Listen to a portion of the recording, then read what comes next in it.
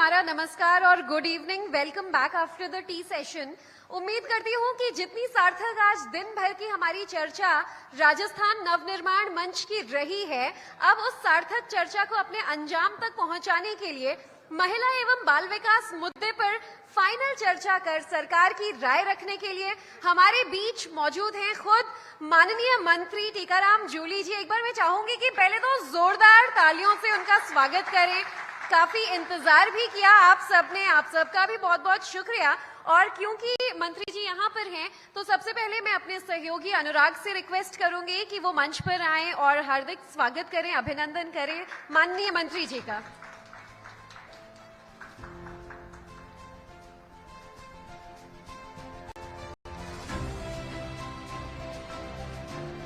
बहुत बहुत शुक्रिया सर।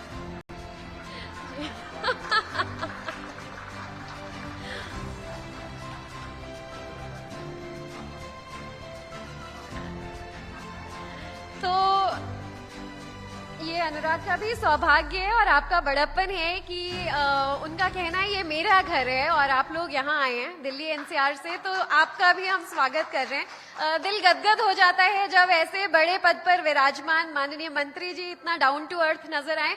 तो हृदय से आभार और बहुत बहुत स्वागत है सर आपका इस कार्यक्रम में। तो चलिए चर्चा को आगे बढ़ाएंगे और अनुराग से मैं रिक्वेस्ट करूंगी कि अनुराग आगे उनसे बातचीत करें, लेकिन उससे पहले मंत्री जी को आमंत्रित करती हूं कि वो आप लोगों से दो शब्द कहें आज के इस कार्यक्रम को लेकर, राजस्थान में महिला एवं बाल विकास को लेकर बनी योजनाओं को लेकर और राजस्थान सरकार का 2030 का जो रोड मैप है, जो विजन है, उसे लेकर वो बातचीत करें। सर।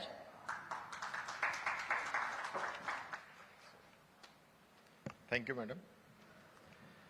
टाइम्स नाउ के आज इस पूरे दिन की कार्यशाला के अंदर पधारे सभी सम्मानित अतिथिगण, मेरे भाइयों बहनों, प्रेस के सभी साथियों, टाइम्स नेटवर्क के सभी परिवार के सदस्यगण, सर्वप्रथम तो मैं देरी से आया हूं, उसके लिए क्षमा चाहूंगा आप सब लोगों से। और चूंकि कार्यक्रम मेरी कॉन्स्टिट्यूएंसी में ऑलरेडी लगे हुए थे और कार्यक्रम एक के बाद एक जुड़ते जाते हैं, और चूंकि आचार संहिता जैसे लगने की होती है ना, तो बहुत से लोगों को उम्मीदें हैं कि इन 2 दिनों के अंदर बहुत काम हो सकता है, तो हम भी लगातार वो काम भी कर रहे हैं और लोगों के भी उतना ही जो है टाइम भी दे रहे हैं ताकि उनके जितने ज्यादा से ज्यादा काम हो सके, क्योंकि पूरे ही 5 साल काम करने में कोई कमी सरकार की तरफ से नहीं रही।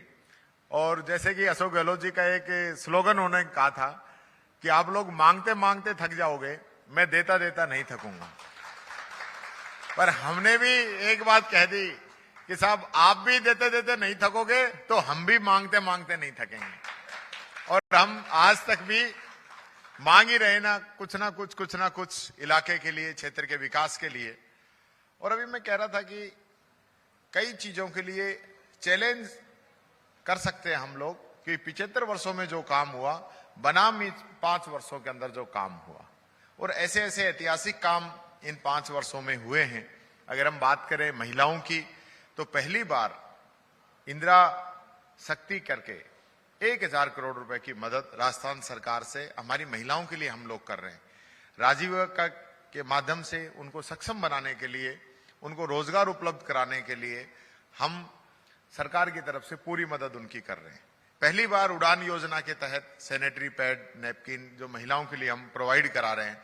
ज्यादातर समय ऐसा रहता है कि सुखचाट के वजह से हम लोग घर में भी नहीं बता पाते और उसकी वजह से कई प्रकार की बीमारियां हो जाती, कई दिक्कतें हो जाती हैं और बहुत बड़े स्तर तक की भी दिक्कतें पहुंच जाती हैं। एक और सबसे बड़ी बात मैं कहना चाहूंगा जो राजस्थान सरकार ने की है, उसमें ऑन रिकॉर्ड तो हो सकता है हमारी जो रैंकिंग है उसके अंदर फर्क आया हो कि हमारे यहाँ पे एफआईआर ज्यादा दर्ज होने लग गई, लेकिन आप अगर इसकी गहराई के अंदर जाएंगे तो राजस्थान ऐसा प्रदेश बन गया कि जहां महिला की एफआईआर तुरंत दर्ज की जाएगी।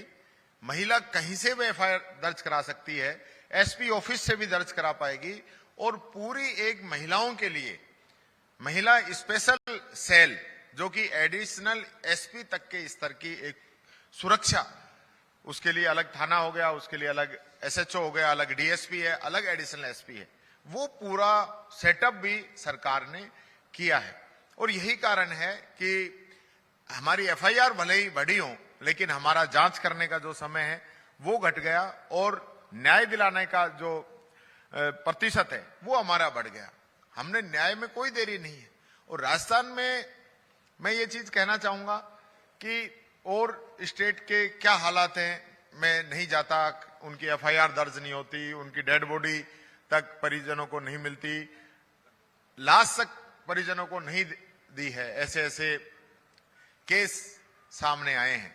लेकिन राजस्थान ऐसा प्रदेश है जहां इस प्रकार की घटना हुई है तो सरकार ने तुरंत एक्शन लेते हुए स्पेशल कोर्ट के माध्यम से बहुत ही जल्दी एक महीने के अंदर, 2 महीने के अंदर एक इस प्रकार का संदेश पूरे देश के अंदर दिया है कि दोषियों को फांसी के तख्ते तक भी हमारी सरकार ने पहुंचाया है, जो कि बहुत ही रेयर ऐसे केस है।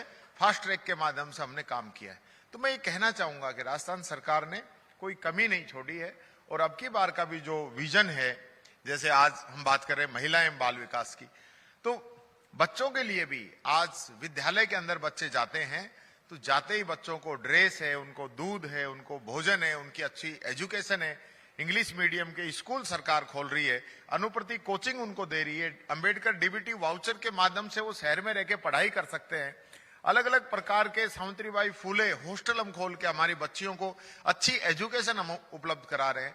कोई कमी नहीं छोड़ रखी है। उसके बाद तो भाई नौकरी भी सबसे ज्यादा 5 लाख राजस्थान दे रहा है और नौकरी के बाद में पुरानी पेंशन भी हम दे रहे हैं, जो कि पूरे देश के अंदर नंबर 1 हम बने हैं, जो पुरानी पेंशन हम दे रहे हैं।